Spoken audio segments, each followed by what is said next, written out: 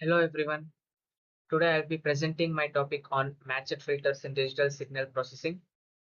Matched filters are one of the most elegant and powerful concepts in signal detection theory. They are widely used in radar systems, communication receivers, sonar detection, pattern recognition applications, etc. etc. In this presentation, I will explain the design, derivation, working principle, implementation, and practical intuition behind matched filters. By the end of this presentation, we will clearly understand what a matched filter is, why it is considered optimal, how it is derived mathematically, and how it improves signal detection in noisy environments. So let us begin with the basic definition. So what is a matched filter? A matched filter is a linear filter designed to maximize the output signal to noise ratio for a known signal waveform. In simple words, it is filter whose shape is specially chosen to match the signal we want to detect. Because of this matching property, it strengthens the desired signal while suppressing noise. Matched filters are commonly used in radar detection, digital communication receiver, sonar systems, and even in image pattern recognition. The core idea behind matched filtering is correlation. The filter compares the received signal with a stored template of the expected signal. If the two match, the output produces a strong peak. Physically, what is happening is the signal energy acts constructively, while noise acts randomly and tends to cancel out. Now, let us define the mathematical signal model. We assume the received signal is R of t equals to S of t plus N of t, where S of t is known signal we want to detect and N of t is noise. The noise is assumed to be additive white Gaussian noise. Commonly, we call it as AWGN, that is additive white Gaussian noise. When this signal passes through a filter with impulse response h of t, the output becomes the convolution of R of t and h of t. Our goal is to choose the impulse response h of t such that the output SNR at a particular sampling time t0 is maximized. So the entire matched filter problem reduces to one central question. What filter shape produces the highest possible signal to noise ratio? To answer that question, we now derive the optimal filter.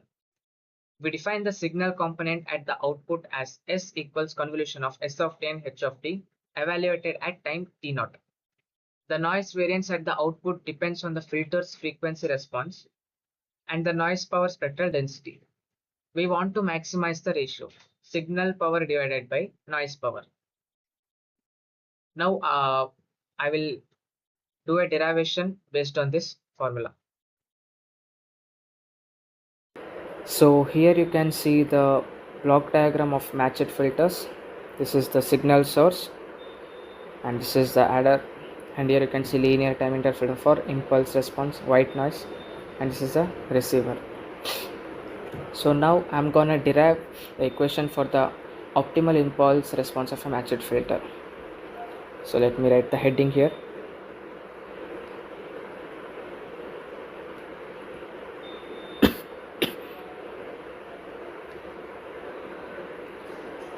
Matched filter optimal impulse response.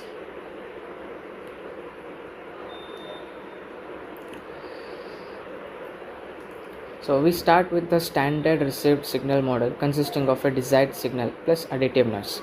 That is, this is R of t is equals to S of t plus N of t. This is the noise and this is the received signal.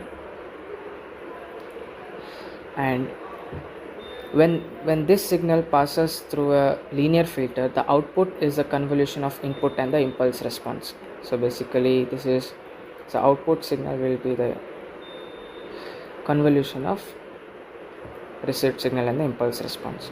This will become y of t is equals to integration of minus infinity to infinity r of tau h of t minus tau d tau.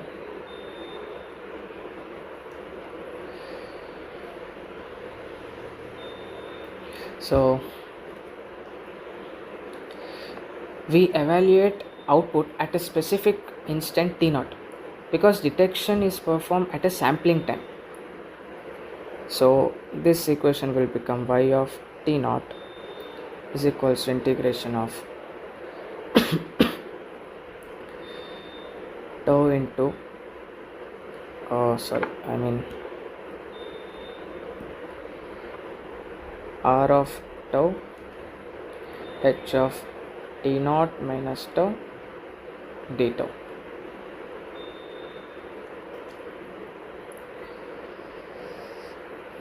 And here we'll write this is equals to integration of s of tau h of t naught minus tau d tau.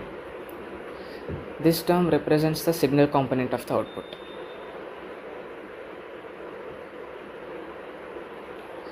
The output noise power for wide Gaussian noise depends only on the filter response. So we can write here sigma n square. As you can see, I'm skipping all the intermediate algebraic operations. I'm just writing the main part. N naught by 2 integration of mod of h of f whole square df.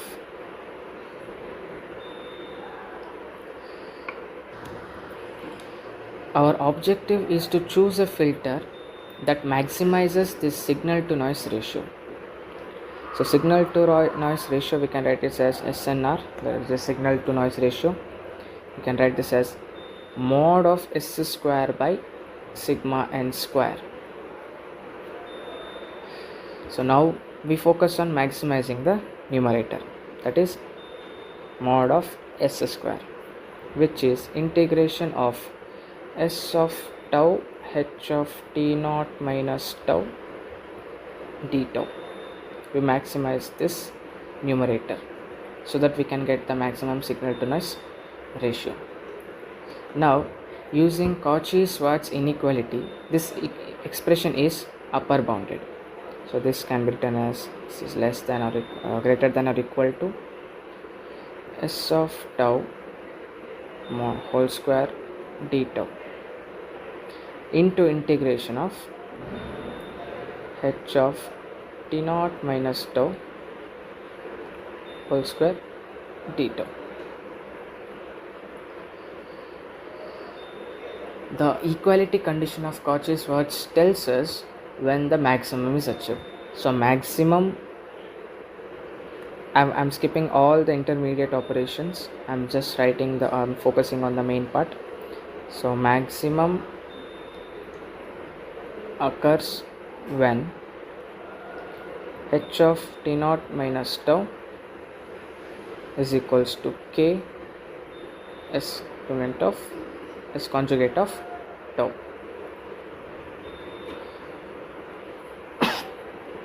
So we can write this as the final expression would be h of t is equals to k into s conjugate of t naught minus t.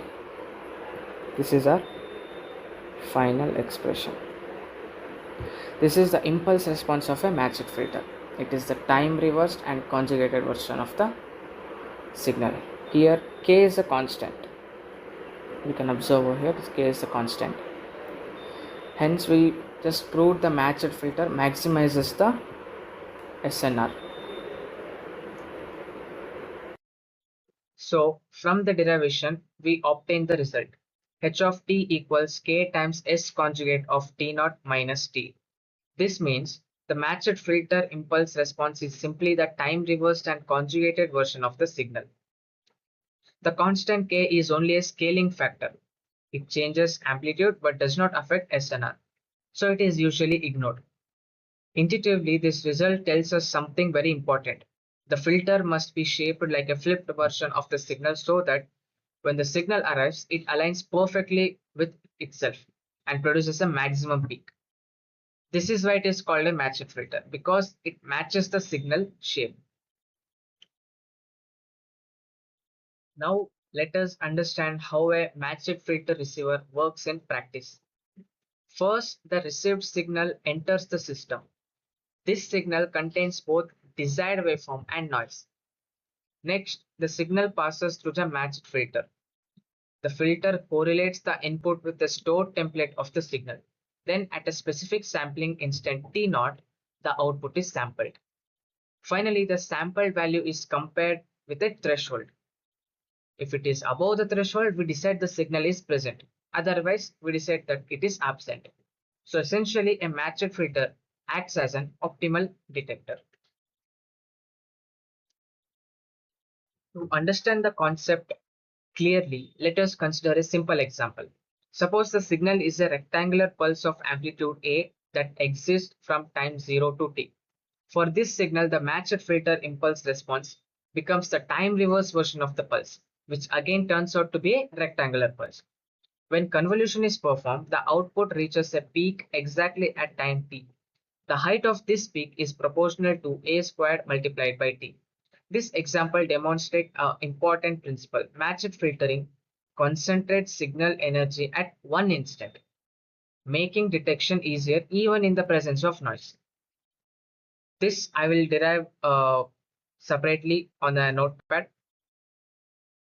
Now I'm going to derive the SNR of rectangular pulse of a matched filter. First, let us consider a rectangular pulse of amplitude A and duration t. Rectangular pulse of amplitude A and duration t, which will be A if it's 0 to t, 0 otherwise. The matched filter is simply the time reverse version of the signal. So from this equation directly we can write like it's simply the time reversed version of the signal. So just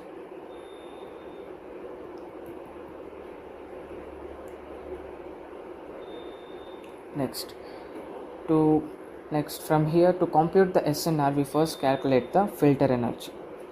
Filter energy, I'm denoting the filter energy with E of h, which will be mod of h of t square dt. Since I'll draw a graph, like what we are considering.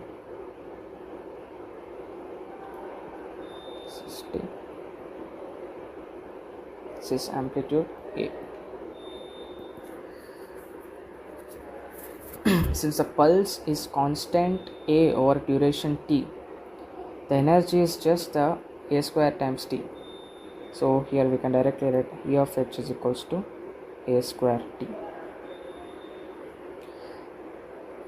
From this, like the convolution peak equals signal energy because the signal perfectly aligns with itself.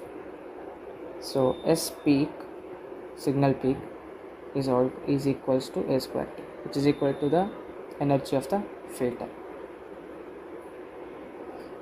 So SNR will be,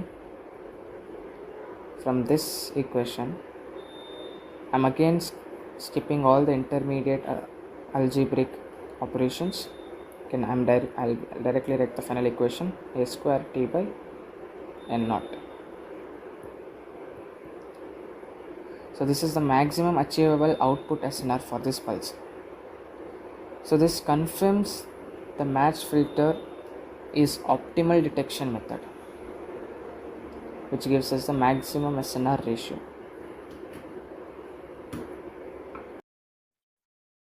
From this calculation, we get output SNR equals 2a squared t divided by n naught. This is the maximum achievable SNR for this signal. In this graph, two curves are shown. The blue curve represents the received noisy signal. We can see random fluctuations caused by the noise. The orange curve represents the matched filter output. Notice the sharp peak at time t naught.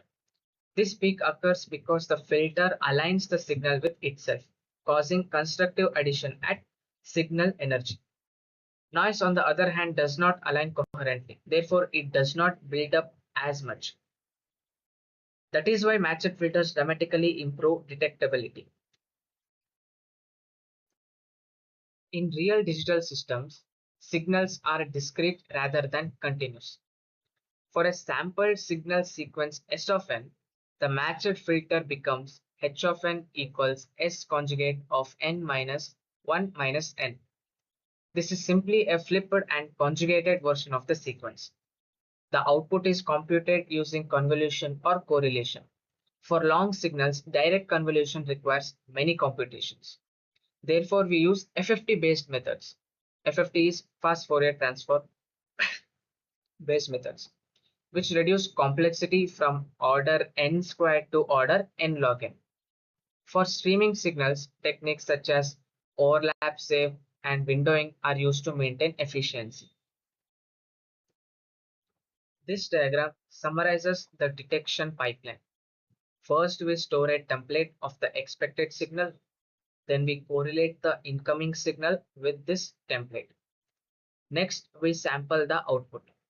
Finally, we make a decision. Matched filters are used in many real applications, including radar detection, communication receivers, sonar systems, and image pattern matching. However, they also have practical limitations. They require precise timing synchronization. If timing is incorrect, detection performance drops. They are also sensitive to channel distortion. If the signal shape changes during transmission, the filter is no longer perfectly matched. To solve these issues, advanced techniques such as adaptive matched filters and equalized matched filters are used. The matched filter represents fundamentally optimal solution in signal processing for detecting a known signal in the presence of noise. Its importance comes from a various rigorous mathematical result. It maximizes the output signal to noise ratio at a specific sampling instant. Mathematically, if the received signal is R of t is equals to S of t plus N of t, where S of t is known as signal and N of t is additive white Gaussian noise, the matched filter is designed with an impulsive response of H of t is equals to S of t minus t. From a practical standpoint, matched filters are everywhere. In radar systems, they allow precise detection of reflected pulses and improve range resolution. In digital communication systems such as receivers using pulse shaping, they are used to minimize inter-symbol interference and optimize detection, especially in systems employing modulation schemes like VPSK and QAM. To conclude, a matched filter is an optimal linear receiver for detecting known signals in white Gaussian noise. It works by matching the filter response to a time reversed conjugate of the signal. This guarantees maximum possible output SNR. In real systems, engineers must also consider synchronization, channel distortion, and computational efficiency. Matched filters remain one of the most powerful and elegant tools in signal processing.